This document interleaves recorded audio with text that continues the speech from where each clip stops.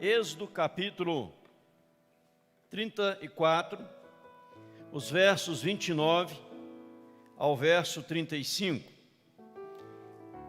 Que Deus fale ao seu, ao meu, ao nosso coração nesta noite, em nome de Jesus. O rosto de Moisés resplandece, é o título que temos aí na Bíblia atualizada. O segundo livro da Bíblia é o livro de Êxodo, escrito por Moisés, capítulo 34, a partir do verso 29 até o final deste presente capítulo.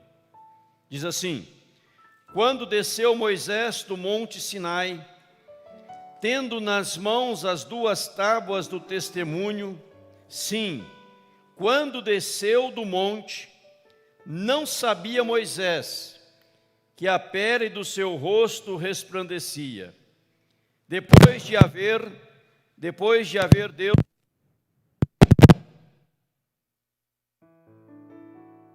olhando Arão e todos os filhos de Israel para Moisés, eis que resplandecia a pele do seu rosto, e temeram chegar-se a ele. Então Moisés os chamou. Arão e todos os príncipes da congregação tornaram a ele, e Moisés lhes falou. Depois vieram também todos os filhos de Israel, aos quais ordenou ele tudo o que o Senhor lhe falara no monte Sinai. Tendo Moisés acabado de falar com eles, pôs um véu sobre o rosto. Porém, vindo Moisés perante o Senhor para falar-lhe, removia o véu até sair. E saindo dizia aos filhos de Israel tudo o que lhe tinha sido ordenado. Assim, pois, viam os filhos de Israel o rosto de Moisés. Viam que a pele do seu rosto resplandecia. Porém, Moisés cobria de novo o rosto com o véu, até entrar a falar com ele. Até o verso 35, oremos mais uma vez. Pai, santo e amado, Deus bendito e adorado, estamos, ó Deus, nessa noite perante a Tua santa palavra. Pedimos a Ti, ó Deus, que em o nome do Senhor Jesus, o Senhor venha ministrar ao nosso coração, o Senhor venha tocar nas nossas vidas. Queremos receber algo especial do Senhor, queremos desfrutar da Tua santa, eterna, poderosíssima palavra. Abençoe, ó Pai, todos quantos estão conectados conosco, aqueles que aqui estão no templo, aqueles que estão nos seus lares ou em viagem, ligados nas redes sociais, acompanhando o culto. Que haja bênção, que haja edificação, que haja fortalecimento do Senhor, em nome de Jesus. Nos rendemos ao Espírito Santo, declaramos a nossa total dependência do Espírito Santo. Precisamos do Espírito Santo, carecemos da sua unção, e que nesta noite saiamos daqui transformados, mudados e renovados pelo Teu poder. Assim oramos, ó Deus, orando em nome e para a glória do Senhor Jesus Cristo. Amém, Jesus. Queridos irmãos e irmãs, eu quero ministrar aos amados nesta noite com o tema A Volta, ou o retorno. A volta ou o retorno. Moisés, ele vai à presença de Deus. Moisés sobe ao monte Sinai, de onde ele havia recebido as tábuas da lei, aonde ele havia recebido os 10 mandamentos. Ao retornar, no primeiro momento, irritado diante da ingratidão, da desobediência, do pecado do povo de Israel, que havia construído para si um bezerro de ouro, Moisés quebra as tábuas. Após quebrar as tábuas, Deus fala com ele, ele novamente sobe ao monte Sinai, para receber as segundas tábuas da lei, que são, como disse, os 10 mandamentos. E aqui nós temos Moisés, como diz o versículo, descendo do monte Sinai, e o verso 29 diz que a pele do seu rosto resplandecia. Verso 30, resplandecia a pele do seu rosto. Repete a expressão. E também no verso 35. Paulo escreve, como está aí na Bíblia, na nota de rodapé, lá em 2 Coríntios 3, 7 a 16, fazendo menção do texto, do episódio, ele diz que a glória de Deus estava sobre Moisés. Moisés está voltando, retornando de um encontro especial com Deus. Mas antes de entrar neste texto propriamente dito, deixe-me fazer uma breve explicação do texto. Uma breve explicação deste texto aqui e desta figura que temos diante de nós. A Bíblia fora traduzida para vários idiomas, várias línguas. Uma delas fora para o latim, com São Jerônimo traduz a Bíblia para o latim, a Vulgata. E ao fazer a tradução, houve um erro, uma falha que ele cometeu de tradução nas palavras do hebraico querem e karan. Querem quer dizer resplandecer, brilhar, o brilho, algo resplandecente, a luz que vem. Karan quer dizer no hebraico chifre. E na Bíblia Vulgata, tradução do latim, usou-se a palavra Karen por um erro de tradução. Michelangelo pintando Moisés, fazendo uma figura de Moisés do Monte Sinai, ele fez esta gravura, onde aparece Moisés com 2 chifres, por um erro de tradução, usando a palavra Karen, ao invés de Keren, do hebraico. Se você ver esta imagem de Michelangelo, essa escultura dele, que ele então fez baseado num erro de tradução bíblica. Porque a Bíblia está dizendo que o rosto de Moisés resplandecia. Tanto é que ele cobria o seu rosto para que as pessoas pudessem chegar até ele, porque alguns estavam até com medo de chegar até Moisés. Dito isto, 2 preocupações importantes que sempre tomou conta das nossas vidas.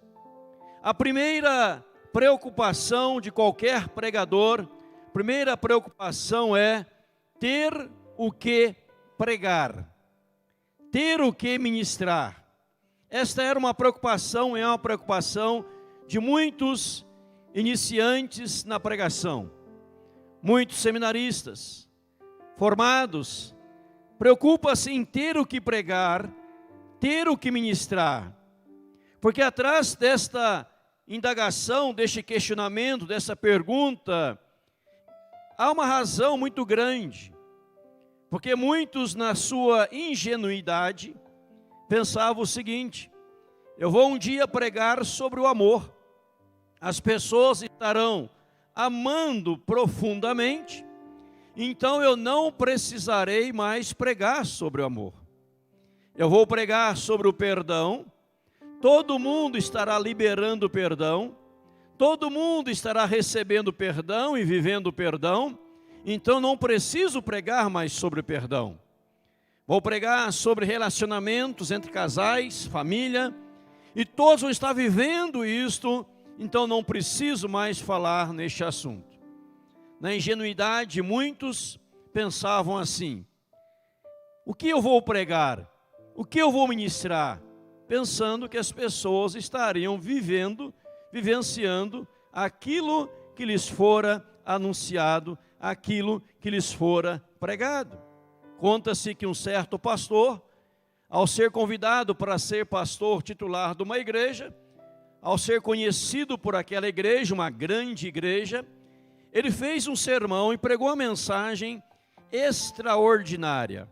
Uma mensagem maravilhosa, tremendamente impactante, que ganhou o auditório todo e a liderança da igreja o convidou para ser pastor da igreja.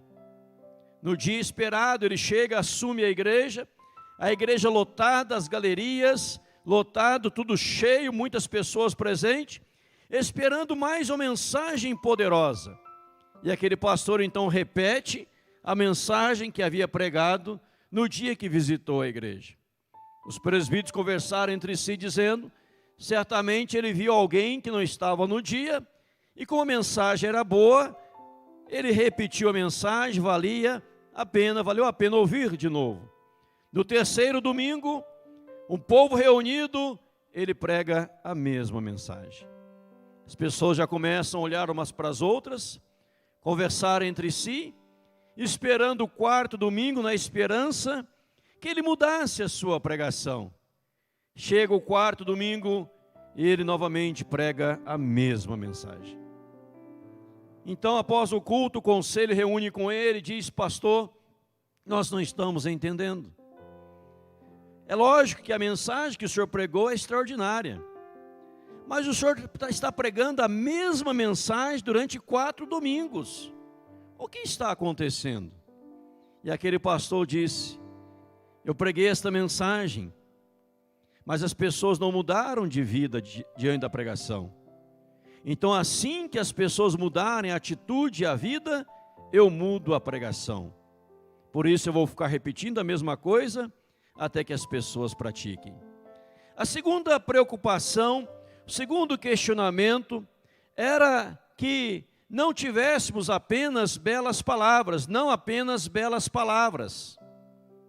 Talvez você escute uma mensagem e você diz, que bela palavra, que palavra boa, que palavra forte, que palavra ungida, mas fica apenas nisso, belas palavras. Certo pregador pregar em uma igreja, acabaram de pregar, um ouvinte o ouviu apaixonadamente pela palavra, chega em casa, este ouvinte comenta com a família que não estivera na igreja. Olha, eu ouvi um pastor pregar hoje, um pastor, e ele trouxe uma palavra, olha como aquele homem falou bonito, como aquele homem usou bem o português, as colocações que ele fez, as ilustrações, foi algo que eu nunca vi na minha vida.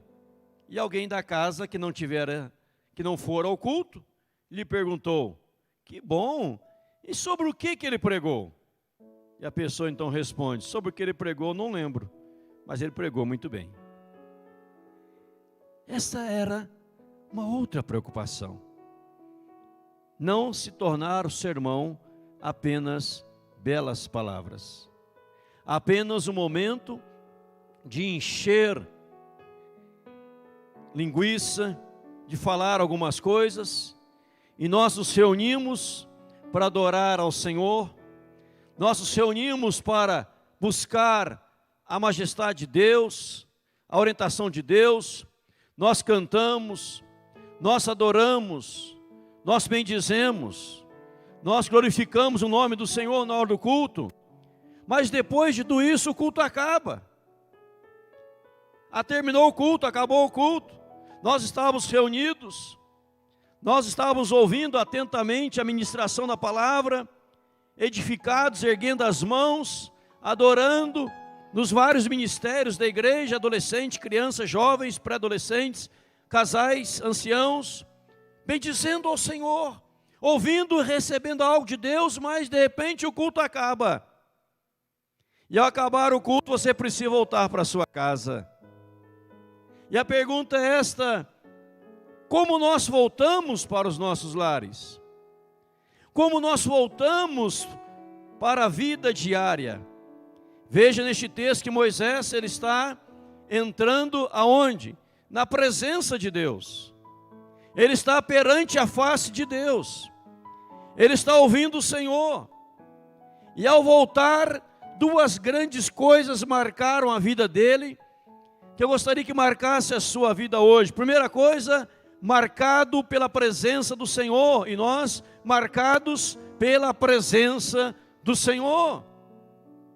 A Bíblia diz que aquele encontro que Moisés tivera com Deus fora tão forte, tão poderoso, tão majestoso, que a pele do seu rosto começava a resplandecer.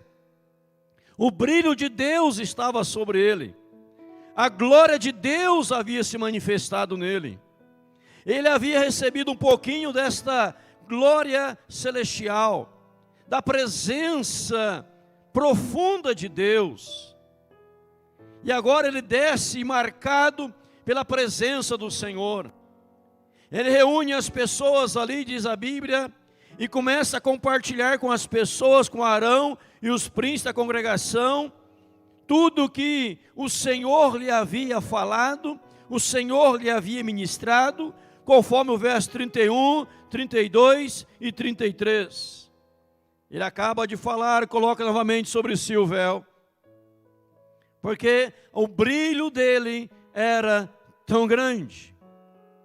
É como você chegar ao sol e passar um dia inteiro no sol, e você está naquele sol fortíssimo, aquele calor, e você está queimado pelo sol, bronzeado pelo sol, e todo mundo vai saber aonde você estava. Moisés está aqui marcado pela presença de Deus. Moisés não subiu ao Monte Sinai para um momento de faz de conta.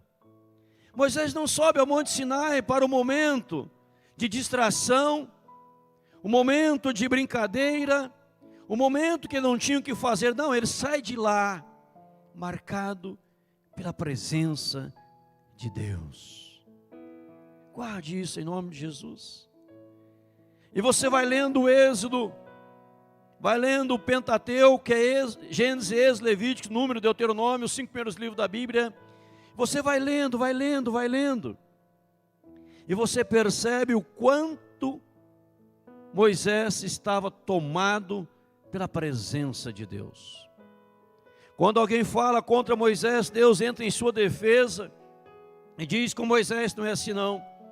Eu falo com as pessoas de diversas formas e maneiras, mas com Moisés eu falo face a face.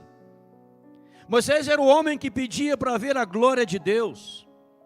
E Deus tinha o prazer em revelar-se a Moisés diariamente e constantemente. Havia uma unção sobrenatural na vida de Moisés. Este é o nosso desejo, meu irmão, minha irmã. Ao voltar para o seu lar, ao deixar aqui o santuário, ao deixar esta casa de oração, após o culto, você saia daqui marcado pela presença de Deus. Você não veio aqui porque não tinha outro lugar para ir. Você não veio aqui porque estava desocupado na vida, sem ter o que fazer. Já que não tenho o que fazer, eu vou lá assistir mais um culto. Você não veio assistir um culto nesta noite, você veio participar de um culto. Você não é um mero espectador do culto, você está participando do culto a Deus, e você nesta noite está sentindo a presença de Deus na sua vida, em nome de Jesus. Moisés então sai marcado. A segunda coisa, meus irmãos, que eu destaco aqui, na vida de Moisés, importante, que nós precisamos também ter para nós, levando outros ao reconhecimento que de fato estivemos com o Senhor. Levar outros, ou levando outros ao reconhecimento que de fato estivemos com o Senhor. Eu cito aqui para você Atos 4:13, que fala de 2 homens, Pedro e João, que eram homens iletrados e incultos, mas quando Pedro e João, iletrados e incultos, começam a falar diante do sinédrio, diante das autoridades, as pessoas reconheceram que de fato e de verdade, Pedro e João estiveram com Jesus, reconheceram que haviam eles estado com Jesus. Veja que agora, não só marcado pela presença de Deus, mas as pessoas reconhecendo, eles de fato estiveram com Jesus. Eles de fato estiveram na presença de Jesus. E eu quero trazer algo para você, que vou me deter mais nesse ponto daqui para frente. Guarde isto aqui, que muitas vezes nós esquecemos. O Deus da segunda-feira é o mesmo Deus do domingo. O Deus da segunda-feira é o mesmo Deus do domingo. E o que acontece no domingo? Vamos comentar um pouquinho do nosso culto, das celebrações. Nós adentramos para adorar ao Senhor. A Bíblia diz em Mateus 17, do Monte da Transfiguração, que os discípulos, levados por Jesus ao monte, com o firme propósito de orar. Tinha propósito, tinha objetivo. Eles foram para orar. E ali no Monte da Transfiguração, Jesus se transfigurou diante deles. E eles começaram a ver Jesus tal como Ele é, de fato e de verdade. A sua glória, a sua majestade, o seu brilho, a sua beleza, a sua grandiosidade, a sua majestade. Ali no monte, diz a Bíblia, que eles tiveram o privilégio de ouvir a voz de Deus. E Deus então começa a ministrar ao coração deles. Deus começa a falar com eles. E um deles toma a palavra e diz: Senhor, bom é estarmos aqui. Se queres, farei aqui 3 tendas. Uma será para Moisés, outra para Elias e outra para o Senhor. Ou seja, afirmaram que era bom estar ali. Quarto lugar, diz a Bíblia que diante daquela visão, diante daquele momento tão glorioso, eles caíram por terra. Caíram. E o Senhor tocou neles, dizendo: erguei-vos, não temais. Eles agora, por terem caído, o Senhor os levanta. Temos 4 princípios aqui de um culto real e verdadeiro ao Senhor. Primeiro princípio é onde Jesus, só Jesus é glorificado. Reconhecemos e damos glórias e honras tão somente a Jesus. Segundo princípio do culto, é um lugar prazeroso, é um lugar gostoso de estar, é um lugar onde você almeja estar. O salmista diz que o pardal tinha o seu lugar, a andorinha tinha o seu ninho, mas ele havia encontrado os altares do Senhor. E o salmista diz que um dia na casa do Senhor vale mais do que 1000 dias em outros lugares, que preferia estar à porta da casa do Senhor a permanecer nas tendas da perversidade. Então veja a beleza, o prazer, a satisfação de estar na igreja, de estar no culto, adorando o nome do Senhor. Terceiro princípio, no culto é o lugar onde nós ouvimos a voz de Deus. Deus fala ao nosso coração. Deus responde às nossas indagações. Deus responde os nossos questionamentos. Deus nos dá direcionamento. Deus nos dá uma palavra de vida. E Deus toca profundamente no nosso coração por meio da sua palavra. Quarto princípio, nós somos erguidos pelo Senhor, levantados pelo Senhor, restaurados pelo Senhor. Você entra caído, você entra cabisbaixo, você entra sofrendo. Há um problema, uma luta, uma adversidade, há uma batalha. E Deus fala com você, e você que está caído, daqui a pouco você levanta. Você que está em pecado recebe o perdão. Você que está machucado recebe cura. Você que está deprimido recebe livramento. E você é abençoado por Deus. Porque Deus fala, mas Deus também levanta. Mas eu quero dizer a você que esses 4 princípios acontecem no culto, quando você entra no culto com este propósito de adorar e receber de Deus. Você não veio simplesmente porque A, B ou C iria pregar. Você não veio simplesmente porque havia uma participação do ministério A, B ou C. Você veio porque Deus aqui está presente. E você aqui, muitas vezes nós percebemos isso, você se empolga, você se emociona, você ri, você chora, você se quebranta e você é tocado pelo Senhor. E você fala, o Senhor tocou na minha vida. E você fala que bênção foi este culto, que alegria foi este culto, como foi prazeroso estar na presença do Deus Altíssimo. E você aqui então no culto, você é abastecido, você é fortalecido. Mas eu preciso dizer para você, que o Deus do domingo é o mesmo da segunda-feira.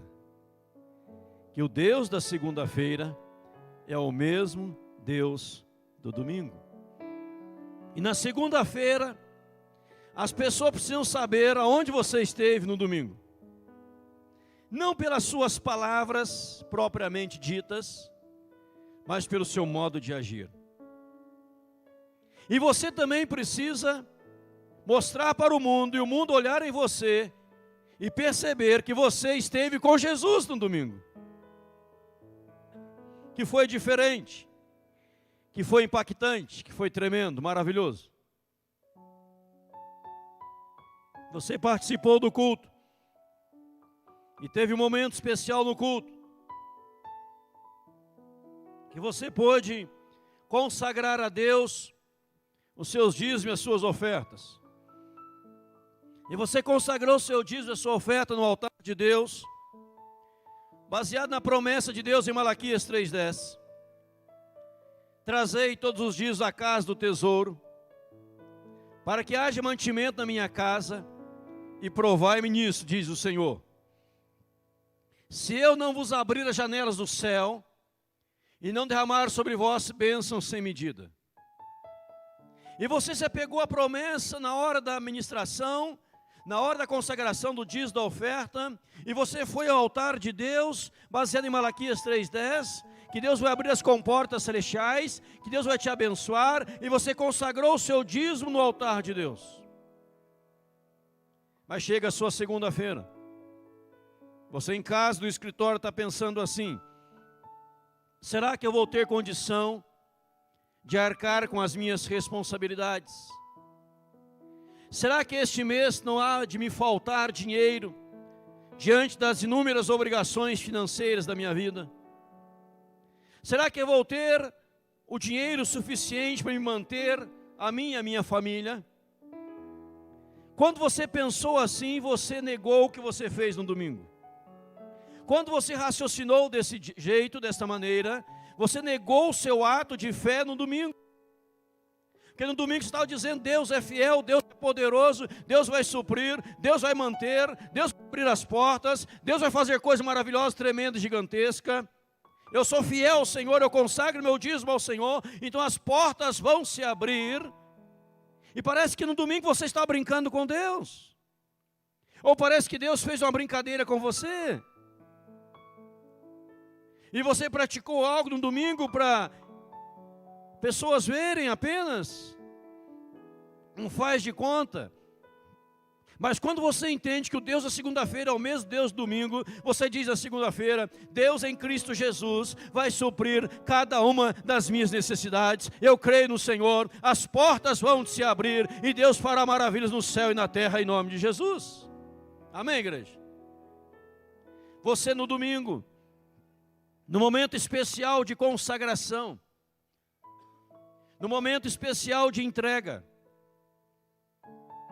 o pastor pediu para orar com você, você orou e uniu a sua fé, e você entregou a Deus os seus problemas, as suas dificuldades, as suas lutas, as suas crises, os seus traumas. Você entregou para Deus tudo em oração, como eu preguei domingo passado. Traumas emocionais. Você entregou tudo no altar de Deus, e você ficou em pé naquela hora da oração, e você fez a oração da fé no domingo, e você diz: Deus, eu estou entregando para o Senhor nesta noite todos os meus problemas, todas as minhas lutas, todas as batalhas da minha vida, todas as minhas dificuldades, eu estou entregando ao Senhor. Você orou no domingo, mas na segunda-feira você está vivendo como ímpio, como ateu, um sem fé, um desprovido de fé, dizendo a você mesmo: eu não consigo vencer os meus problemas, eu não consigo vencer as minhas lutas, eu tenho muita luta, eu tenho muita batalha, eu não dou conta de nada disso. Você fez o Deus do domingo ficar no domingo e não se tornar o Deus da segunda-feira, da terça-feira, da quarta-feira, da quinta-feira, da sexta-feira, do sábado e do próximo domingo. Mas quando você de fato entregou e na segunda-feira surgiu um outro problema, você vai dizer: eu já entreguei para Deus e já declaro a vitória na minha vida, na vida da minha família, nos meus negócios. Onde eu colocar a mão vai ser abençoado, onde eu pisar a planta do pé haverá prosperidade. Deus está na direção, porque o Deus do domingo é o Deus da segunda-feira. A volta. Moisés, quando sai da presença de Deus, ele sai cheio de unção, e as pessoas veem isso nele, elas reconhecem isso nele, como Pedro e João, elas sabem com quem eles estiveram, e Moisés enfrenta as batalhas, as lutas, as dificuldades, enfrenta tudo sabendo que Deus é provedor, em nome de Jesus. Você ora aqui no domingo: Senhor, minha fé está pequena, aumenta a minha fé. E você pede uma oração, ou na hora da oração coletiva, o pastor ora por você dizendo, ou coletivamente: Deus, coloca fé nesses corações, coloca fé nessas mentes, faz que esse meu irmão cresça na fé, essa minha irmã cresça na fé, que essa pessoa se aproprie da fé, Senhor, ela passa a crer no Senhor, como Deus das causas impossíveis. Mas chega segunda-feira, acaba o culto no domingo, você vai para casa, faz um lanche, deita, dorme, acorda segunda-feira, desprovido de fé, perdeu toda a fé, não tem mais fé, não tem mais crença, não tem firmeza, não tem estabilidade, não tem durabilidade, não durou o que aconteceu no domingo, porque você tornou o Deus do domingo cativo ao domingo, e não o Deus de todos os dias que caminha com você. O Deus da segunda-feira é o mesmo do domingo, aonde você, na sua segunda-feira, você vai dizer: eu estou tomado de fé. E o que é fé? Falei quarta-feira sobre fé aqui no culto. A fé envolve várias coisas. Primeiro, a fé envolve certeza e convicção. Mas a fé não é só certeza e convicção. A fé envolve mais coisas. Ela envolve esperança, esperar. E a fé envolve fato. Se você olhar para Hebreus 11:1, definição da fé. Ora, a fé é a certeza de coisas que esperamos. Eu estou esperando algo, tenho certeza que vai acontecer. Fato, convicção de fatos, que se não veem. Eu não estou vendo, mas pela fé eu declaro que é um fato. Você conta uma história para alguém, alguém diz: eu não acredito. E você fala: não pode acreditar, isso é um fato. Não estou mentindo, isso é um fato. A fé envolve fato. No mundo espiritual é fato. E eu ainda não estou vendo no mundo físico, mas é uma convicção que já se tornou um fato, porque eu estou esperando algo que no mundo espiritual já aconteceu, em nome de Jesus. Isto é fé. E quando você traz isso para a sua vida, você começa a viver de uma maneira tremenda, poderosa e maravilhosa. Hoje de manhã, no culto das 10, quem estava presente, eu preguei sobre os obstáculos da vida que devemos vencer. E falei sobre 7 obstáculos. Dos 7, está gravado na internet, você pode ouvir depois no Facebook, no YouTube, Instagram, etc. Eu quero mencionar apenas alguns. Relembrar apenas alguns. Obstáculo do vitimismo. O que é vitimismo? A pessoa que se faz de vítima diante de toda e qualquer situação. Que é a síndrome do coitadinho. Eu não posso, eu não consigo, não é para mim. A pessoa que começa a matar o seu próprio potencial, ao dizer que não pode, que jamais vai vencer na vida, se faz de vítima, de coitado ou de coitada, diante de todos os problemas da vida. É um obstáculo que nós precisamos vencer, triunfar sobre eles, em nome de Jesus. Para que você declare a vitória, e não que tu és um coitado, porque a Bíblia diz que você é vencedor, que você é abençoado, que tudo vai cooperar para o seu bem, porque Deus tem um propósito na sua vida, em nome de Jesus. E no domingo você ora comigo, matando o vitimismo. E você ouve que agora, a partir de agora, você precisa ter palavras de fé. E você lê a Bíblia comigo, eu leio a Bíblia com você, que diz na Bíblia: assim como nós imaginamos, assim como nós pensamos, sucede. Que há poder na palavra, que a vida e a morte estão no poder da língua. Quem bem a utiliza, come do seu fruto. E você ouviu a pregação no domingo, e você deu glória a Deus no domingo, você ergueu a mão no domingo, você aplaudiu o Senhor no domingo, você pulou e saltou no domingo, você bendizeu o Senhor no domingo. Aí você sai na segunda-feira, começa a dizer, no vitimismo: nada dá certo na minha vida, eu sou um fracassado, eu sou um derrotado, eu nunca vou vencer, nunca vou sair desta crise, nunca vou sair dessa dificuldade, nunca vou vencer esta luta, eu sou um perdedor, eu sou um derrotado. E você começa a proferir palavras de maldição para a sua própria vida. Sabe o que Deus faz?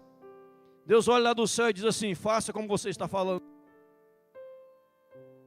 Porque você é o maior interesseiro, está lançando maldição na sua vida. Então toda a maldição do inferno virá sobre você. E você vai ficar sendo amaldiçoado. Eu quero te abençoar, eu quero te ungir, eu quero derramar graça na sua vida, mas você vive dizendo que não pode, que não consegue, não vai para frente, que é um zero à esquerda, não é ninguém. Eu mandei Jesus para morrer na cruz por você, eu coloquei o Espírito Santo dentro de você, eu estou com você, eu movo céus e terra por amor a você, meu filho morreu na cruz por você, eu amo você com amor incondicional, tem ciúme de você, mas você vive dizendo que não pode. Então não posso fazer mais nada por você. Porque o vitimismo é algo que somente você, e tão somente você colocou na sua vida, e só você pode tirar da sua vida, em nome de Jesus. Outro obstáculo que eu falei,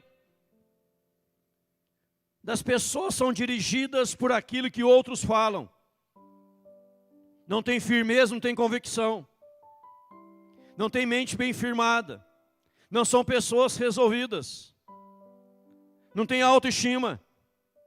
Alguém põe uma palavra negativa no Facebook, no Instagram, no WhatsApp, por telefone, deu uma palavra negativa, a pessoa já se destrói toda. Ah, falaram mal de mim, ah, me criticaram, ah, disseram, e você fica machucado. O Deus domingo é o mesmo segunda-feira, o Deus segunda-feira é o mesmo domingo, e você fala: fale o que quiser, fale o que quiser, o importante é o que a Bíblia diz a meu respeito, em nome de Jesus. Amém, irmãos?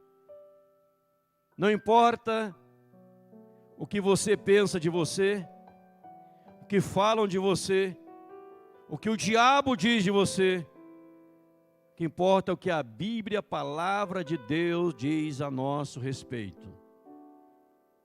Em nenhum momento da Bíblia você verá alguma afirmação bíblica que fala que você não presta, que você não serve, que você é um zero à esquerda. Você era tudo isso antes de Jesus. Mas com Jesus você é nova criatura, lavado pelo sangue do Cordeiro. Você é vencedor, vencedor. Amém, igreja?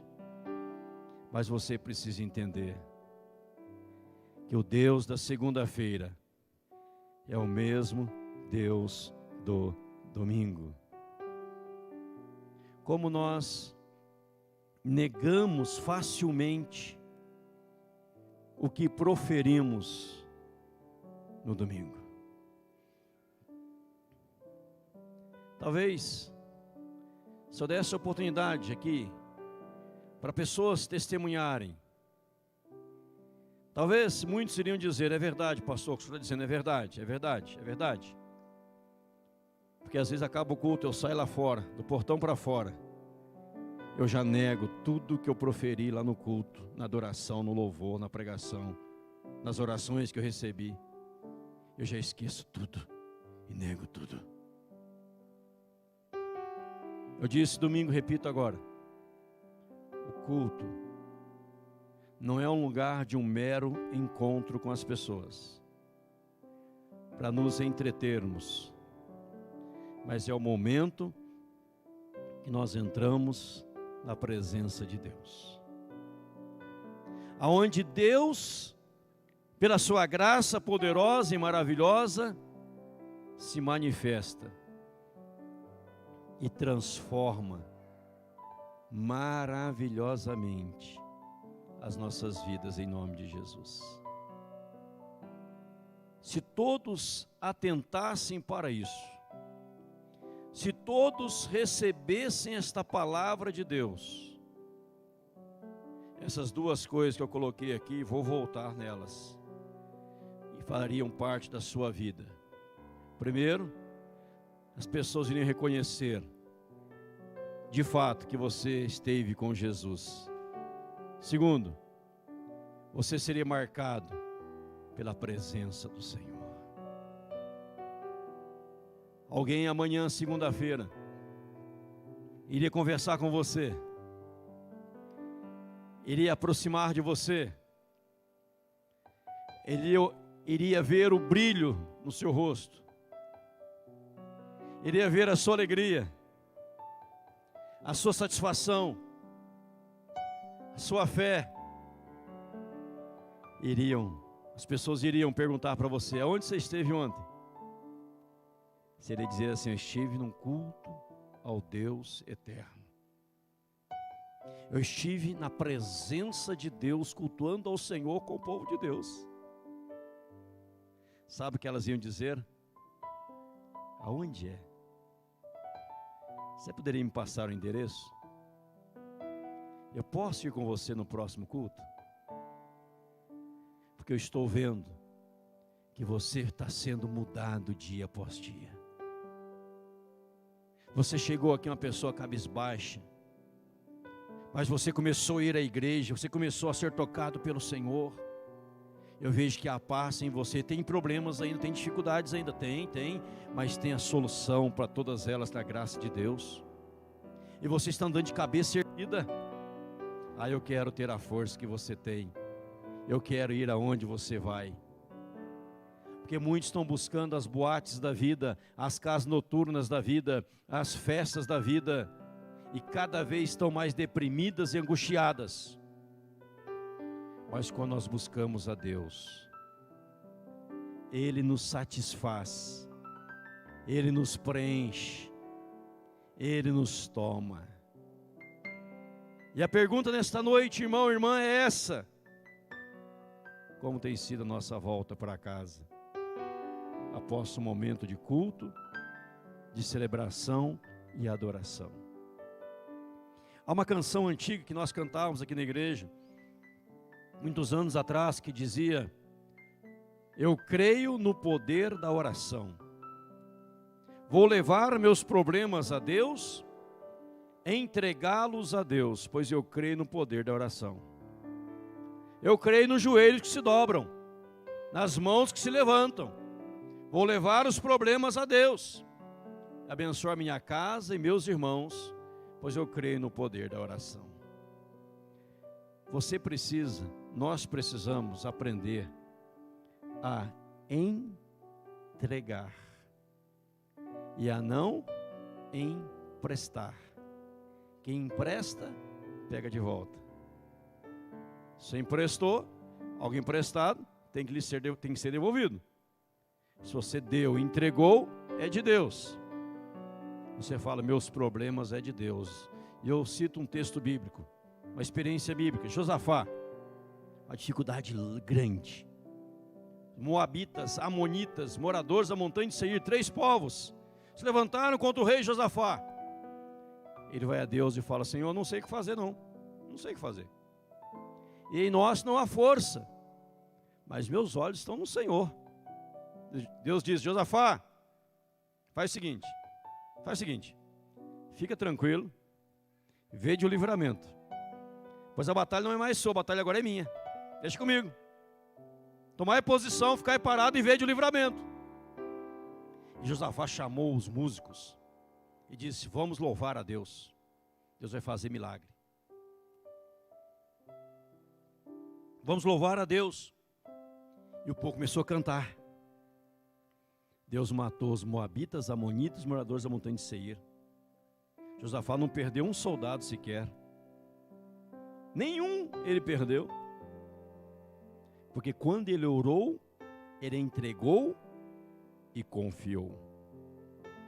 Quem sabe você está precisando ouvir que a palavra de Deus diz assim, aquietai-vos e sabei que eu sou Deus. Aquietai-vos e sabei que eu sou Deus.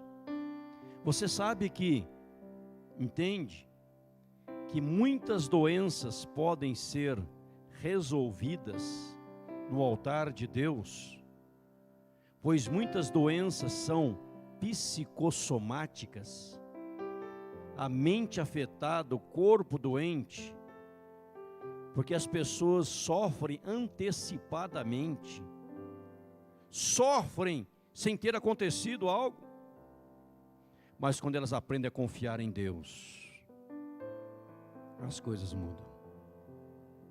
Se alguém me perguntasse, eu te pergunto, qual propaganda você é de Deus? Se Deus dependesse de você somente, Deus não depende de ninguém, Ele é soberano. Mas se Deus dependesse de você, qual propaganda você estaria fazendo dele? Sério, forte, né? Fortíssimo. Forte demais, demais. Se Deus dependesse de você, do modo que você está vivendo, qual propaganda estaria fazendo dele? A pessoa tomada pelo vitimismo está dizendo assim, aí eu estou fazendo uma propaganda péssima de Deus. A pessoa tomada de coitadinho, síndrome de coitadinho, estaria dizendo agora, está dizendo agora, Deus me livre e guarde, que vergonha que eu estou passando. A pessoa fracassada está dizendo agora, como eu estou envergonhando a Deus. Mas a pessoa vitoriosa, que recebe a palavra, que apropria da palavra, está dizendo agora, a partir de agora eu serei uma propaganda maravilhosa de Deus. A partir de agora eu serei a propaganda do Deus Altíssimo. E as pessoas vão olhar para mim e verão em mim que Deus cura depressão, ansiedade, angústia, síndromes. Deus cura. Eu serei a propaganda dos altos céus. Não se faça de coitado, se aproprie da palavra. O Deus da segunda-feira é o mesmo Deus do domingo. Que você afirmou nas orações, dizendo amém, no louvor erguendo as mãos, na palavra. Não deixe o diabo roubar de você e negar tudo isso ao sair das portas para fora. Viva a palavra de Deus, para que você seja marcado pela presença do Senhor. Marcado. Moisés vai à presença de Deus, fica lá um tempão, 40 dias diante de Deus. Quando Deus mandou os apóstolos começaram a igreja primitiva. Deus disse: ficai na cidade até estarem revestidos do poder do Espírito Santo. Quando a igreja reconheceu que estava revestido do poder do Espírito Santo, os 4 cantos do mundo, todas as pessoas ouviram do Evangelho de Jesus. E havia perseguição. Eram tempos difíceis, mas o poder de Deus estava presente. Deixa Deus te revestir hoje. Não deixa Deus aqui na igreja. Leve Ele para a sua segunda-feira. Tem gente que fala assim: quão bom é estar na igreja. Realmente é bom estar na igreja. É maravilhoso. É glorioso. É benção demais. Tremendo. Amamos estar na igreja. Eu amo estar na igreja. Domingo eu chego 7 horas da manhã aqui na igreja. Retorno às 3h30, 4 horas de volta aqui na igreja. Sou o último a sair. Durante a semana, 7 e pouco, estou aqui na igreja. Amo estar na casa de Deus. Mas nós precisamos mostrar que Deus não está só aqui. Que Deus não está só no seu momento de devocional. Mas Deus caminha com você, onde quer que você for. Onde quer que você vá, Deus vai com você. Creia nisso, meu amado. Eu quero encerrar, quero orar com você, repetindo aqui, com você que eu disse, em nome de Jesus. Guarde isto.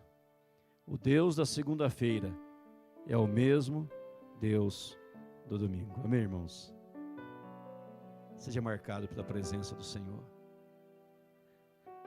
Que seus colegas de trabalho na segunda-feira, na rua, no posto de gasolina, no supermercado, na padaria, saibam que você, no dia anterior, que vai ser hoje, amanhã sendo hoje, você esteve na presença de Jesus. E elas queiram vir com você, estar com você, porque você terá para elas palavra de vida em nome de Jesus. Vamos ficar em pé na presença de Deus. Faça uma oração agora de fé. Converse com Deus. Eu não sei quais são teus medos, teus traumas, tuas angústias, mas eu quero que você deixe nesta noite tudo isso aqui no templo. E ao sair daqui, saia sem trauma, sem angústia, sem sofrimento, sem vitimismo, sem as síndromes que atormenta. Você sai de cabeça erguida, amém, dizendo: Deus, aleluia, está comigo. Aleluia. Porque Ele mesmo disse: eis que estarei convosco todos os dias, até a consumação do século. Amém, é hora de mudança, amém, é hora de renovação, aleluia, é hora de nova vida na presença de Deus. Nós entramos, sim, adoramos, estamos saindo para servir o Senhor, marcados pela sua presença, pela glória de Deus. Aleluia. E o povo vai saber com quem nós tivemos hoje.